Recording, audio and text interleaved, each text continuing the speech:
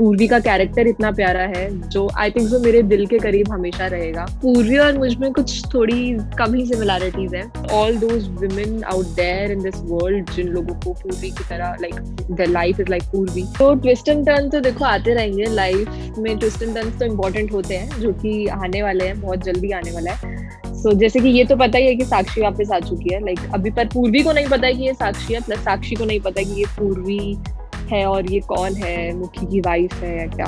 तो देखते हैं आगे पता चलता है या ऐसी झूठ। जब मैं वापस सेट पे भी गई थी तो एक दो दिन मुझे नॉर्मल नहीं लगा। I was little scared, I can't do this, मैं कैसे करूंगी, मुझसे नहीं होगा, मैंने कभी नहीं किया। Hello, hi, I am Priya, welcome to Filmy Beat. Thank you so much. Okay, so talking about Molkki, इस टाइम बहुत ज्यादा प्यार मिल रहा है मोल्की को, टीआर भी काफी हाई है। सो क्या कुछ कहना चाहोगे, बिकॉज ऐसे टाइम पे लोग जो हैं बहुत पसंद कर रहे थे। This show was really unexpected जो इसकी थीम है, because we have seen Balaji usually जिस तरीके से मूवीज बनाते हैं, सीरियल्स बनाते हैं लाइक लव रोमांटिक, बट ये मोल्की का कॉन्सेप्ट नया था, डिफरेंट था। So what do you have to say, इतना प्यार एक्सपेक्ट किया था? एक्सपेक्ट तो मतलब ऑब्वियसली एक्सपेक्टेशंस तो है ही सबसे, बट हाँ जो एक्सपेक्टेशंस थी मिल उससे ज़्यादा रहा है, खुशी उस चीज़ की ज़्यादा है। तो उसके लिए तो thank you to each one of like everyone जो भी इतना प्यार दे रहे हैं, जो इतना सपोर्ट कर रहे हैं।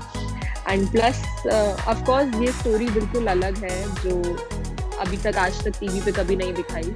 एंड यही कुछ मेन रीजंस है जो कि मैंने लाइक ये शो साइन किया था, दैट हाँ ये बिल्कुल अलग है जो कि टीवी पे कभी दिखाया नहीं गया है। पूर्वी का कैरेक्टर इतना प्यारा है जो आई थिंक सो मेरे दिल के करीब हमेशा रहेगा। एंड ये I just love playing Purvi. I can't even tell you how much I love this character. तो एंड आई होप सो कि कुछ लोग जरूर रिलेट करते होंगे मेरे कैरेक्टर से, कुछ लोग जरूर रिलेट करते होंगे इस शो की स्टोरी से। So yeah, and thank you so much for all the love and support you guys have been showing. And yeah, तो जैसे कि अभी आपने कहा कि यू नो पीपल रिलेट करते होंगे आपके कैरेक्टर से, तो आप खुद कितना रिलेट करते हो खुद के कैरेक्टर से? कितनी सिमिलैरिटीज है पूर्वी में और आप में? तो पूर्वी और मुझ में कुछ थोड़ी कम ही सिमिलैरिटीज है। आई विल से एक तो एज सेम है एंड सॉरी हेलो या I just got a call, I am so sorry. हाँ, so similarities I will just say कि कुछ ही सिमिलैरिटीज है, जैसे कि एज सेम है हम दोनों की, और थोड़ा, और बेसिकली मैंने ये मतलब ये जो कैरेक्टर है ये मुझसे बहुत अलग भी है, सिमिलैरिटीज बहुत कम है अगर देखी जाए तो, इसलिए मुझे ये प्ले जरूर करना था। वाई? बिकॉज अगर मुझे ऐसा सेम ही होगा तो मुझे उसमें मजा नहीं आएगा करने में, फिर तो मैं प्रियल को ही पोर्ट्रे कर रही हूँ आगे। बट अगर एक वो देखे कि हाँ डिफरेंस क्या है प्रियल और पूर्वी में, तो वो दिखाना बहुत जरूरी था, जो कि आई थिंक सो लोगों को जरूर दिख रहा होगा। एंड उसमें ही फिर मजा आता है ना कि आप कोई नई चीज कर रहे हो, कोई अलग चीज कर रहे हो, आप उसी चीज को दोबारा नहीं दिखा रहे हो। सो या, आई मीन कुछ इतना ज्यादा सिमिलैरिटीज नहीं है, बहुत अलग है पूर्वी और प्रियल। एंड जो चीजें पूर्वी अपनी लाइफ में फेस कर रही है, बाय गॉड ग्रेस प्रियल को नहीं करना पड़ता है। And hats off to all those women out there in this world जिन लोगों को पूर्वी की तरह like their life is like पूर्वी, and that is why I'm telling you that लोग जरूर relate कर रहे होंगे, शायद कुछ लोग होंगे, and I really feel sorry and bad for them.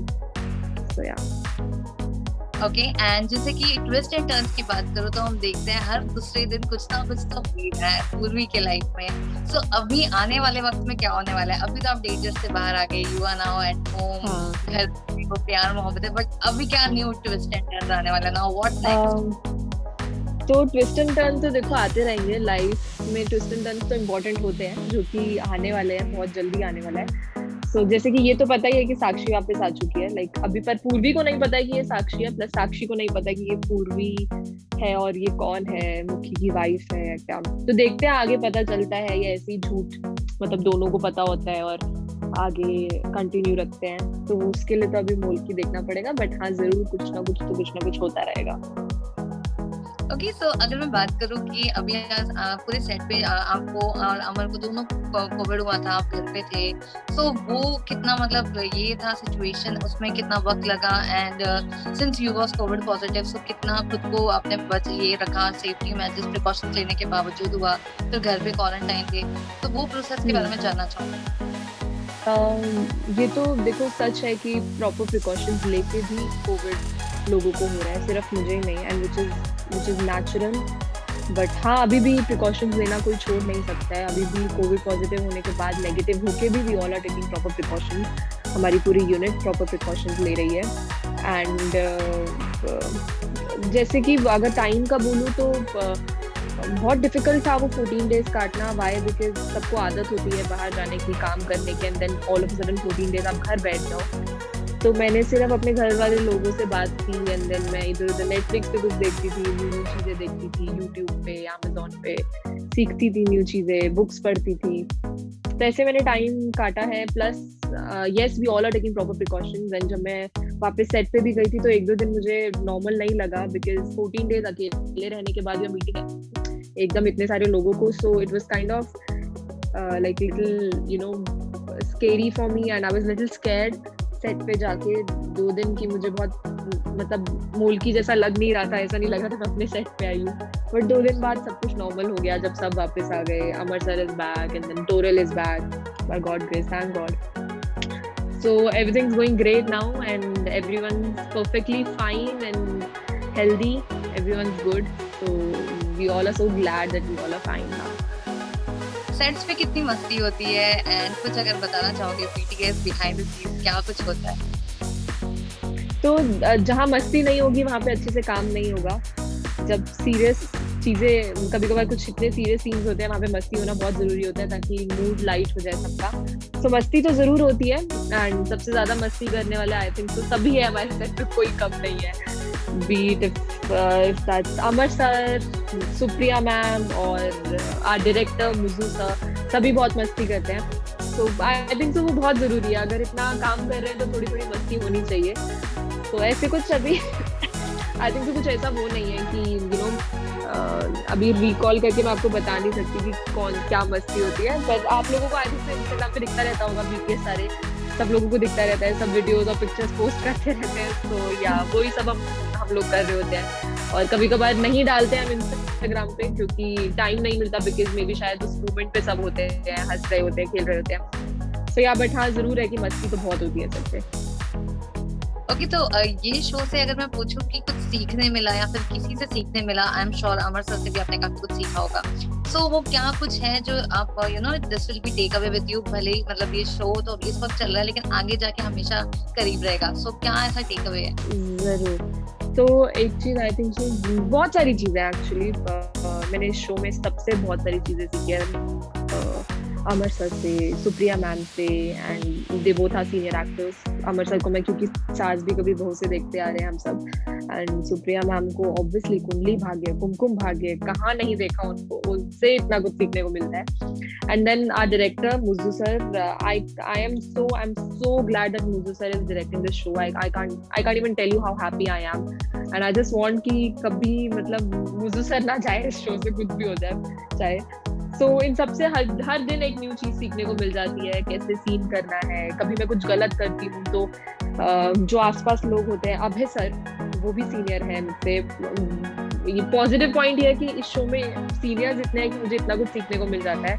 तो कुछ भी अगर मैं कभी गलती कर रही होती हूँ, कोई डायलॉग गलत बोल देती हूँ, कोई सीन में मूड अलग हो जाता है, तो ये लोग माय डायरेक्टर, माय को-स्टार्स, ये सब इतना बताते हैं कि ऐसे करो प्रियल, नहीं ये चेंज करके ऐसे बोल, में भी ये बेटर होगा। हमारी क्रिएटिव हेड जो है, क्रिएटिव टीम जो है, उर्वशी एंड जस्सी, वो इतना अच्छे से बता देते हैं अगर कभी कुछ गलत हो रहा होता है, तो मैं उसको एक पॉजिटिव वे में लेके उसको चेंज कर देती हूँ। और हाँ, बस वही सब कुछ है कि मुझे वो सब कुछ बहुत सीखने को मिल रहा है, चाहे वो सीन्स में सीखने को मिल रहा है, वो ऑफ स्क्रीन किसी और चीज़ के बारे में, लाइफ के बारे में सीखने को मिल रहा है। तो ज़रूर मुझे इस शो में हर कोई बहुत चीज़ें सीखने को मिलती है, हर कोई सिखाता है। स्क्रिप्ट की बात करूँ तो कितना वक्त लगता है स्क्रिप्ट पढ़ने के लिए, बाय हार्ट करने के लिए? I am sure initial days पे तो काफी डिफिकल्ट होता रहेगा, बट अब तो यूज्ड टू हो गए होगे, सो फिर भी कितना वक्त लगता है? तो ऐसा कुछ नहीं है, लाइक इनिशियल डेज पे भी पता है नॉर्मल था, सब नॉर्मल था, कुछ इतना नहीं था, नॉर्मल डायलॉग, नॉर्मल। कभी कभार कुछ एकदम लोड ज्यादा आ जाता है, कभी कभार कुछ सीन्स होते हैं जो 6-7 पेजेस के होते हैं, सिर्फ उसमें दो लोगों का होता है, मेरा, अमर सर का, मेरा और माँ का। ऐसे कभी कभार सीन्स आ जाते हैं जिसमें सिर्फ मुझे बोलना है या फिर सिर्फ अमर सर को बोलना है, बट कभी कोई दूसरा इंसान भी बोल रहा होता है, चाहे 6 पेजेस, आपको एक्सप्रेशन उतना ही देने हैं अच्छे से, उतना ही सीन में रहना है।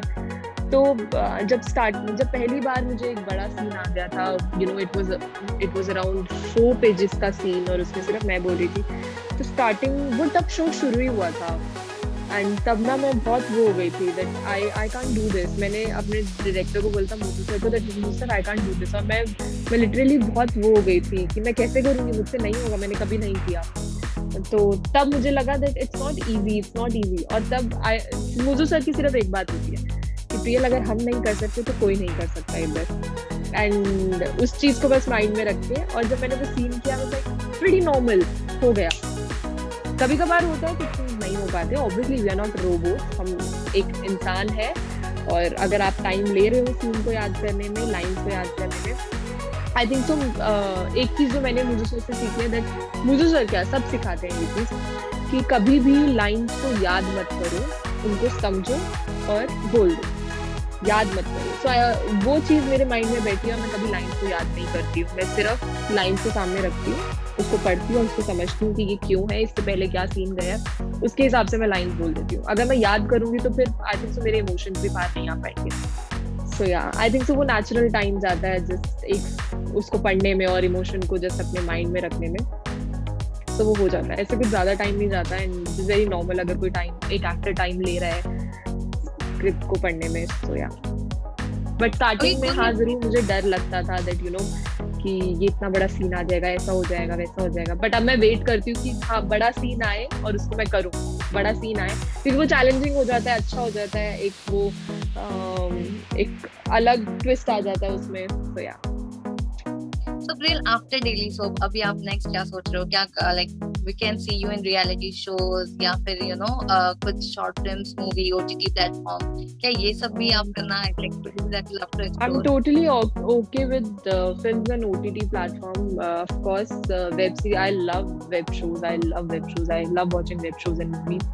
So I'm totally okay with it. And of course, अगर जो मेरे वे में आएगा मैं जरूर, अगर कुछ अच्छा प्रोजेक्ट होगा मैं जरूर करूँगी उसको। So अभी तक तो I'm not like looking for something कि हाँ, because I'm totally into मोल्की right now, अभी इतना टाइम भी नहीं मिल पाता है मुझे, but हाँ in future अगर मुझे कभी वेब शो या मूवी का कुछ अच्छा प्रोजेक्ट मिलेगा so why not?